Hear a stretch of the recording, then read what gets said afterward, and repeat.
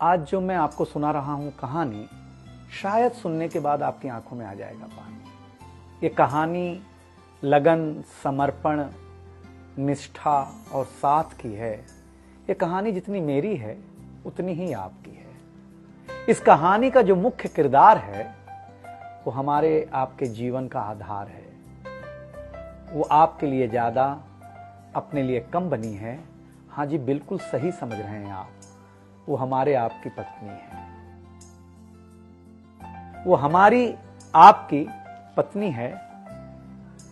कभी आपने सोचा कि वो आप एक के साथ रिश्ता जोड़ा था, लेकिन एक के साथ रिश्ता जोड़ने के लिए उसने घर, गली, आंगन, मोहल्ला, सखी, सहेली, माँ बाप, न जाने कितनों रिश्तों से अपना मुंह मोड़ा था। याद करिए, जब आपके साथ ब्याही थी और आपके घर आई थी तो बहू, भाभी, दुल्हन, न जाने कितने नामों के साथ बुलाई जाती थी। ये सुनकर के वो मन ही मन मुस्कुराए जाती थी। घर के सारे लोग उसी के भरोसे रहते थे। शायद इसीलिए अंग्रेजी में हम उसे हाउसवाइफ कहते थे। कुछ ही दिनों तक उसने दुल्हन होने का आनंद जिया। फिर झाड़ू, पोछा, बर्तन, चूल्हा, चौका, इन सब ने उसको जकड़ लिया। रोज हमारे लिए नाश्ते से लेकर खाने तक कुछ खास रखना, हमारी लंबी उम्र के लिए न जाने कितने उपवास रखना। कुछ महीनों बाद किलकारी गूंजी तो सारे ख्वाब सजे। वो मां बनी तो हम भी बाप बने। जैसे जैसे वो उम्र की सीढ़ियां चढ़ती गई, जैसे जैसे वो उम्र की सीढ़ियां चढ़ती गई, जवाबदारियां कुछ न कुछ रोज बढ़ती गईं।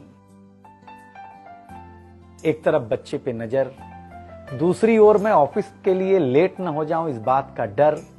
सब कुछ बराबर हो, कुछ रह न जाए, और इस बात पर भी ध्यान कि गैस पर रखा हुआ दूध कहीं बह न जाए। घर वालों की फरमाइशों का चूल्हा जो एक बार चलता, घर वालों की फरमाइशों का चूल्हा जो एक बार जलता, तो कब सुबह, कब शाम, कब रात हो गई उसे पता ही नहीं चलता। इन व्यस्तताओं के बीच समय का चक्र कुछ इतना तेजी से चला, मुन्ना कब मनोज हो गया, मुन्नी कब सुमन, पता ही नहीं चला। अब तक जो था प्यार, अब उसने अपना नाम बदल करके रख लिया था तकरार। बेटी को लेकर के कहना कि कुछ ज्यादा ही मन बढ़ा रखा है, तुम्हारे प्यार ने इसको सर पे चढ़ा रखा है। अब तो वो मुझे भी देने लगी थी ताना, ऑफिस में ही रहा करो ना, 2-4 घंटे के लिए घर के आना। शादी के इतने दिनों बाद भी आज भी हमें सुनना पड़ता है कि न जाने कौन सा पाप किया था जो आपके साथ ब्याह किया था। और ये तो रोज की थी कहानी। इतना जोर से कहना कि घर के सारे सदस्य सुन लें कि एक दिन बीमार होती हूं ना, तो एक दिन बीमार होने पर किसी को कोई देता नहीं है 1 गिलास पानी, लेकिन जैसे ही उसे आपके तबीयत खराब होने का होता आभास, आकर के बैठ जाती थी आपके पास। याद तो होगा ना, वो मीठी बातों के साथ माथे पर विक्स लगाना और साथ में कान में यह भी कहना कि कल सुबह अगर अच्छा ना लगे तो फिर ऑफिस मत जाना। लेकिन एक दिन समय ऐसे मोड़ पर ले आता है जहां बदल जाता है जिंदगी का ताना बाना। थाली में रोटी रखते हुए उसका ये कहना कि बेटी जवान हो गई है, क्या अब लड़का भी मुझे ही ढूंढने होगा जाना। शादी तय हो जाने के बाद 1-1 रुपया जोड़ना, पैसे कम पड़ने पर खुद का कंगन तोड़ना, सब कुछ हो जाएगा मुझे ढाढ़स बढ़ाना, सब कुछ हो जाएगा मुझे ढाढ़स बढ़ाना। विवाह का गीत खुद रोते हुए गाना। याद तो होगा ना आप लोगों को ये गुजरा हुआ जमाना।